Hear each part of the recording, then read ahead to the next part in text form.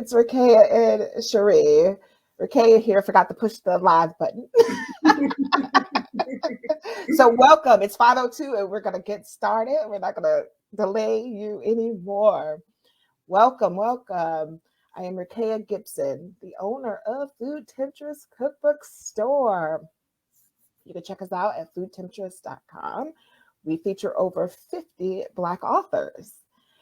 And so I'm so excited, Sheree. I'm going to have all these smiles on my face because we have worked together for so long.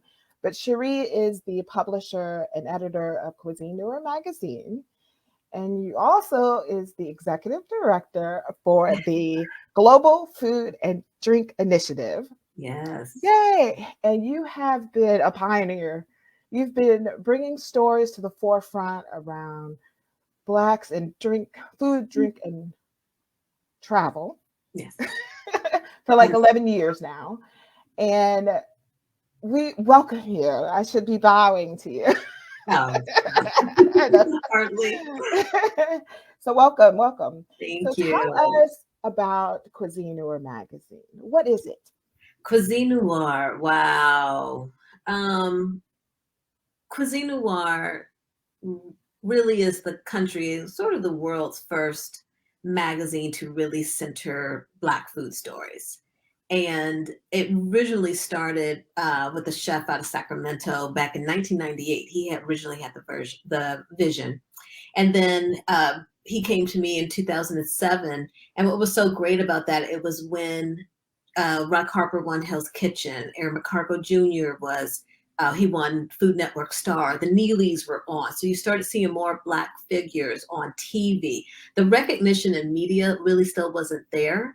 And that's why he started Cuisine Noir, because as a chef, he wanted to see, Black faces, recognizable faces in food and wine, et cetera, that wasn't really there. And so I came on board and transitioned to me in 2009. And I just knew we wanted to talk about food, but there was also the drink industry. And of course, when you travel, one of the first questions on your list is, what am I going to eat? So how can you not talk about travel and not talk about food? So I brought that all together in 2009. And I would say, we definitely pioneered those conversations, especially around Black winemakers. I know that tonight is King Napa, I believe it's called, that comes on OWN, about the Black wine family. But, being here in California, we know Meg McDonald from Vision Cellars and, some of the pioneers. I remember we did a first feature on the McBride sisters when they had Eco Love before they have the McBride sisters collection. So following their journey throughout the years. And then really over the years, we've really embraced the diaspora, because we're everywhere, and so what are Black people doing in Brazil and France and England, just all over. And what has been so amazing is just how we're separated by water, by miles, but culturally, it's like, oh my God, y'all do that over there, or y'all got that there, you know what I mean? It's just the stories that you hear, it just makes you smile to say, you know what, it's just beautiful as Black people that we still share experiences, although we are separated again by water. So, we're just proud of the work, and we've pioneered other conversations that other magazines are doing, whether they're Black owned or they are, mainstream white owned publications. And so it's great to say, we did that. We really did that. And so that is Cuisine Noir in a nutshell. And so more to come because we really have built up a great network and just who we know and the amount of information, which will lead into why we formed the Global Food and Drink Initiative. But again, just over the last 12 years, we'll be 13 this year in September, but we're just proud of the work that we've done and what we've contributed to the stories and to the narratives. Love it. And I've been writing for you for over 10 years. Absolutely. Almost your entire journey, which I love. Why was it important for you to highlight cookbooks when you did your storytelling? One thing that you'll hear, especially going back in the day, that recipes were not written down, right? Mm-hmm. I remember we were speaking to an entrepreneur in Kenya, and she was noting that her book that she was coming out was really one of the first, because again, recipes are not written down, they're oral, right? Mm-hmm. And so this is a way, again, going back into what we do at the Global Food and Drink Initiative in terms of preserving history and culture through food and drink. That is so important to be able to pass that down, to be able to share. And it's just an amazing expression of who you are, your family, and your legacy. And so definitely it is important to highlight those cookbooks. And also we know, the politics and everything that has gone into who gets a book deal, who doesn't, all of that, and wanting to see more published Black cookbook authors, etc. And so to be able to highlight them so that no one asks the question of what are Black-owned cookbooks, which I think you're beautifully doing with your bookstore, that question should not exist anymore, Right. because now they can come to you, they can come to us to say where are the Black-owned cookbooks. Mm-hmm. And so definitely it's important to keep that for generations to come to see, Mm-hmm. and keep that food going. One of the great things about having the cookbook store, I'm finding that now I could see where some of the gaps are. Okay. And not that we're not doing things, but where we could use a cookbook, right?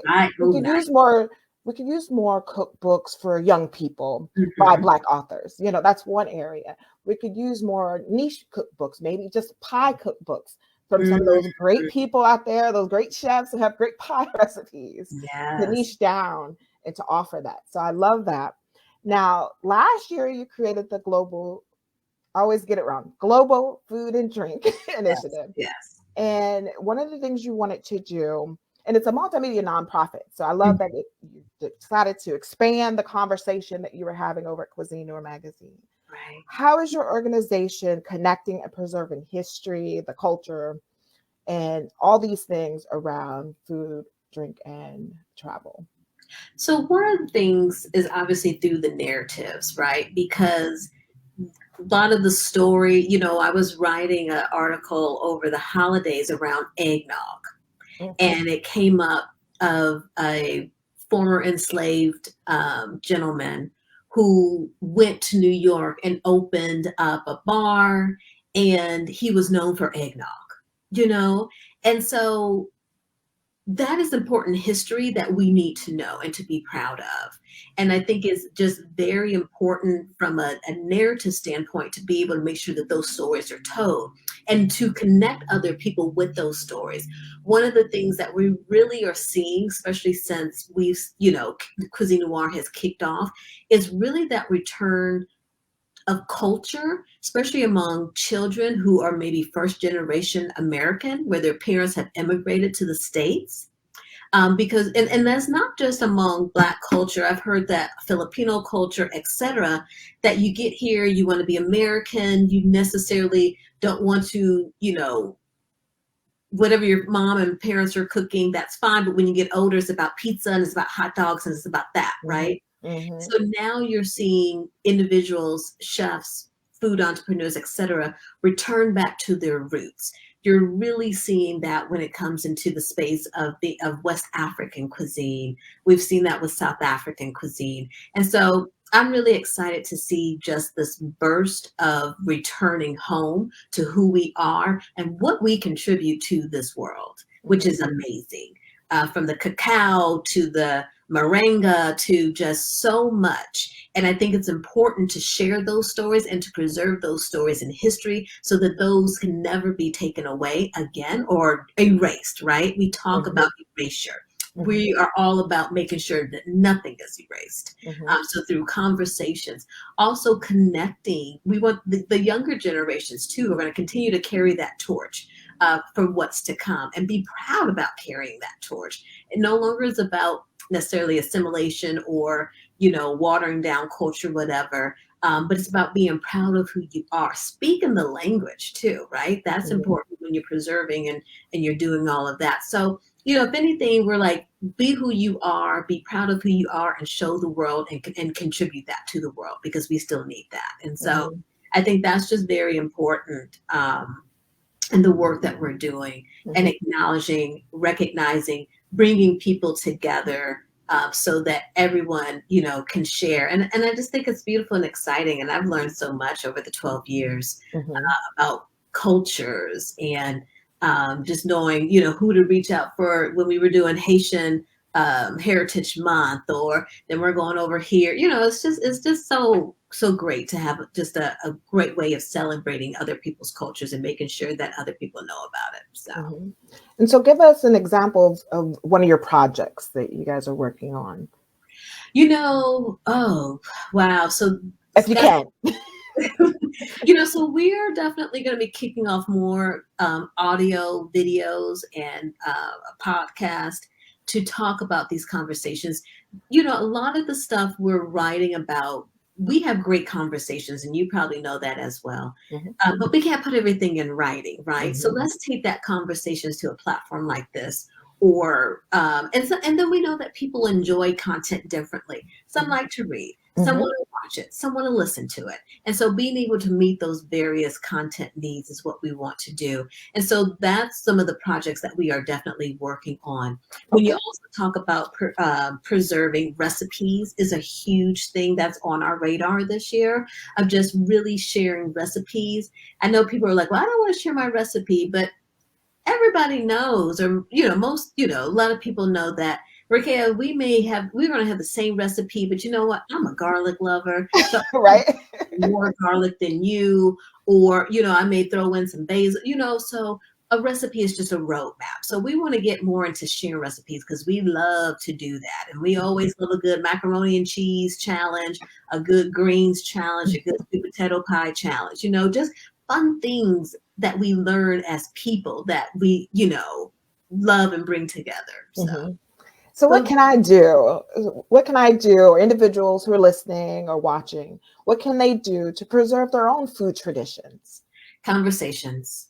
You know, I just recently, my dad was sick all last year. And so we finally got his DNA taken to finish working out where our DNA is from, right? Beginning that trail.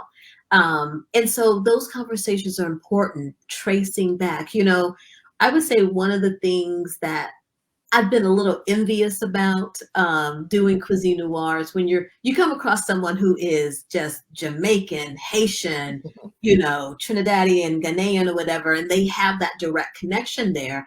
But then there's some of us who have this hodgepodge of, you know, heritage due to enslavement and things like that, and we're trying to piece it all together.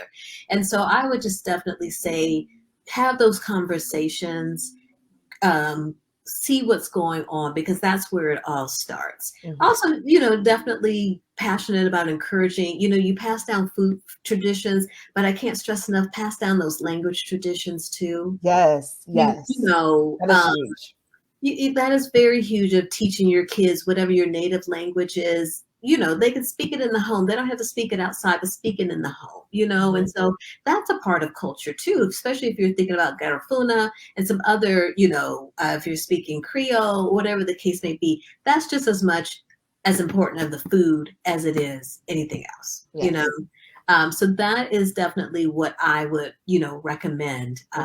Is just those traditions that just pass them down, have those conversations. And I totally agree. And it's interesting that you're moving towards different platforms. Now, look, people, I know that grandma may be skeptical about writing her recipe down, but you have a phone and you can record her. Right. You could actually create a video of grandma making the recipe. Now, you may not know the exact measurements even by watching her, but you also have that record. And even as she makes that recipe, ask her some questions. You know, how long has this recipe been in our family? Right. You know, what does it mean to you? What is the first memory you have of this recipe? Just to capture your own history, right? Absolutely. And to share that with your grandchildren or great grandchildren or whomever, your sisters, your brothers. And you also have that, but you gonna need to save it somewhere, save it in a class somewhere, save it in a book somewhere. And I'm hoping that in the future, I'll also have like a recipe book so people could actually write them in a journal and put it on the shelf. So, and you can continue to pass it down. So yes, so that is perfect. Yes. And I was on that note, speaking of that, I'm finally getting ready to prepare my mom's vegetable soup, which she prepared for my grandmother. And so very excited. That's like, I love my mom's vegetable soup. So doing that. And then I need to get with my cousin because my Aunt Charlotte had the best yeast rolls. Oh my goodness. And so she has that recipe and I need to get that from her. So again, keep, passing these down, having fun projects where you're building your own family of recipes. I think that's a fun project. You talk about family reunions. That's a great exercise to do at a family Oh, reunion. yeah, absolutely. And I have this project that I call Erasing History. And part of the reason why we're erasing history because we keep everything on our phone and everything's deleted and we're not recording it or printing it. And so we can't erase our history. We just can't. And the further we go along, a lot of stuff is we can't find it. We can't find records of it. So yes, we're on a mission, Sheree. We're on this mission. So what if we have people who are like, look, I'm doing the best I can to make it through. I don't have time to do all these things, Sheree. How can someone support your mission and what you're doing? Thank you for asking. So very excited. We'll be making an announcement soon just with some things that we're doing. But, so we've got Cuisine Noir where we're telling those stories and we're bringing those stories to people. But then also we're going to be really through this year of getting into helping, there's been a need of people coming to us, writers of color, who understand that a platform like us gives them a different voice than if they were to go to a white-led publication.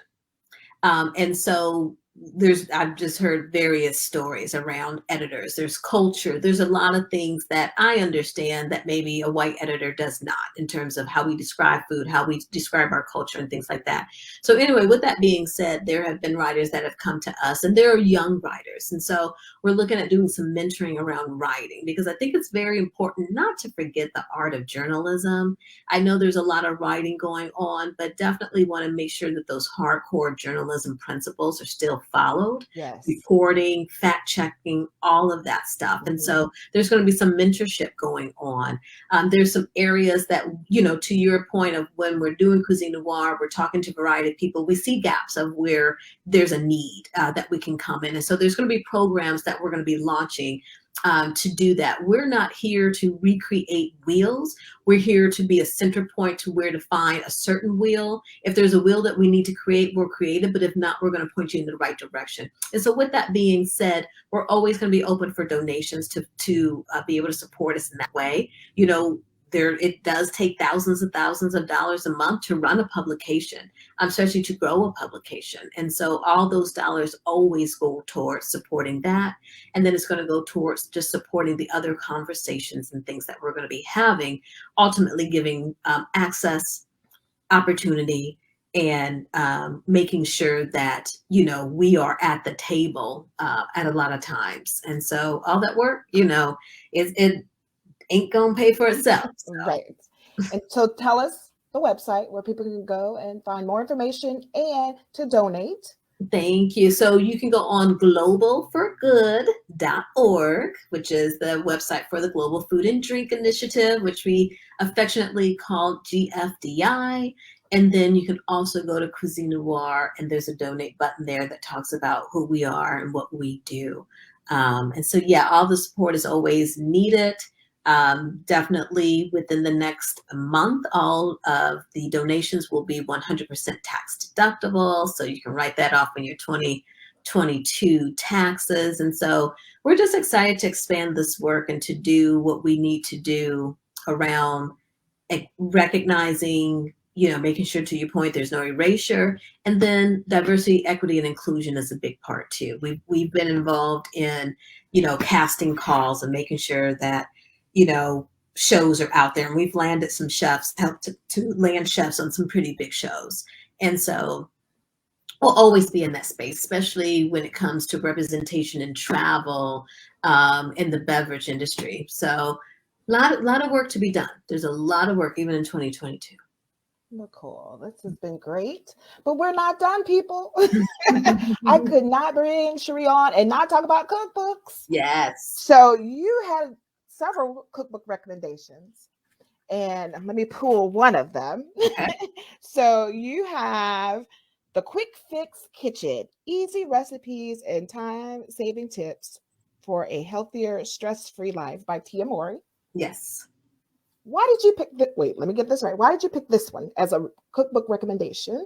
Wait, let me get, there you go. You know, we're always looking for, I love the whole quick fix concept, right? It is something that you can do that's, with Tia Mowry being a mom, an actress, she's got just an entrepreneur with a variety of different businesses. A lot of us are really looking for an opportunity to still be healthy, but get it done fast, right? So I'm a big queen of sheet pan meals. Anything that is just quick, under 30 minutes, I love, especially during the weekday. Weekends, a little different story. But weekdays, I need to be in and out of the kitchen and things like that. And so with that, having quick and easy recipes, that caught my eye right then and there. Mhm.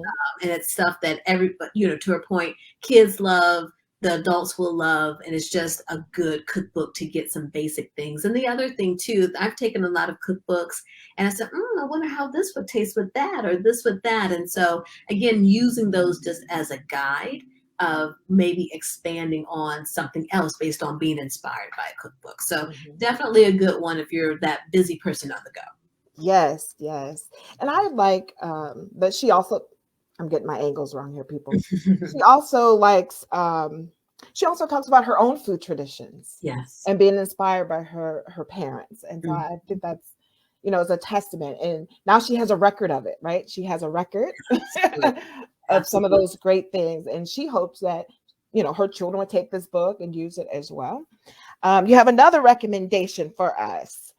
Flavor of Africa. Yes. Discover authentic family recipes from all over the continent by Evie Akai. Such a good book. I mean, Here we just, go. Ooh, isn't that yes, pretty? That is beautiful book, gorgeous. delicious recipes. Ooh. The spices, just oh my goodness. Between that one and Pierre Tim's Senegal book, definitely just favorites there in terms of that flavor. Just flavors on top of flavors. Okay, and let's do one more. Okay. You pick Food for Life. Okay. Delicious and healthy comfort food from my table to yours by Laila Ali. Yes. Ooh, Definitely love Laila Ali's passion for food. And so just definitely, again, all of these books. And so going back to your earlier question in terms of preserving, I have not heard a story where someone's childhood or parent or aunt or grandmother or somebody does not come through at all. It always goes back to that. And so here again, you got those personal side of everyone of what they grew up with and then how they take a recipe and make it their own. And that's what their mom did before that, right? They took the recipe and they made it their own. And so when if you're a fan of someone, it's a good way of getting a little closer to who they are as a person versus the celebrity of being able to say, oh, that's what they were eating in their household, or that's what she likes, etc. And so again, with Laila Ali, you can see her passion for food, for cooking, even if you just watch her on IG. Oh yeah. And then just really be able to see, okay, this is what, this award, this prized fighter is eating and what she feeds her family. And so it's always just fun. Yes. And thank you for that. Sheree recommended 5. There's more over on the Food Temptress website. There's 5 books total, I believe. And if you go to our website, foodtemptress.com, you'll see Sheree's lovely face. Click that on, and you can scroll down to the bottom for the rest of the recommendations and to purchase. So what's next for Cuisine Noir Global Food and Drink Initiative? You can reveal, we've got an exciting year planned. We planted a lot of seeds in 2021, and I look forward to seeing those really start to sprout and really just show and for everyone to see. So so again, just more opportunities to listen to us versus reading. So that's going to be coming down the pipe, and just really answering questions, building a community around how do you move forward doing this and doing that. And so we're really going to start to answer a lot of questions to be that resource. And so, you know, it's funny, we're in what, the second week of January, and sometimes it's like, okay, let's get ready just to, you know, December 1st or whenever Monday was, and you're out the gate running. But we're building up to that because we've got a great year planned. You may have mentioned we did, speaking of Tia Mowry, let's see if I got my copy here. I do. On our cover of our print issue that came out after 4 years. We're so excited that we were able to release this. And so more to come in the print area. Just, you know, we've got a lot. So definitely sign up for our newsletter so that you can be the first to know about different things coming out. You know, follow us on social media. We're on Facebook and Twitter. And then also just, you know, go to Cuisine Noir every day. Go Food and Drink will be following that. And there's just more to come. So we're really just getting started. We're 12 years in the game, but we're just getting started. Good. And lift up that beautiful cover magazine again, because it's beautiful. We have some great articles in there. I cover some of the food product reviews in there. Some great articles about chefs, up and coming chefs, some experienced chefs, a little bit of travel sprinkled in. And I've enjoyed this journey with you, Sheree. It's been amazing. I look forward to many more years. And, you know, I'm proud to be able to put you on today and love the support. I was inspired by Sheree to do the cookbook store. So we have to thank her. Yay! Thank you for the inspiration. Because you definitely have been such a wonderful supporter over the last 10 years. And so I think it's important when we are supported that we support those who support us as well. So yes. So more to come from both of us. Thank you guys for tuning in. If you're watching the rebroadcast, we're going to be over on YouTube. We'll post it. The rebroadcast will be posted on YouTube or on our Facebook page. Join us, foodtemptress.com, Instagram, Food Temptress Cookbook Store, all those wonderful things. Thank you for the support, and thank you for everybody who's been purchasing books. You know, we launched last year and December. We launched in December last year, and we're just running well. So thank you. Good night. All right.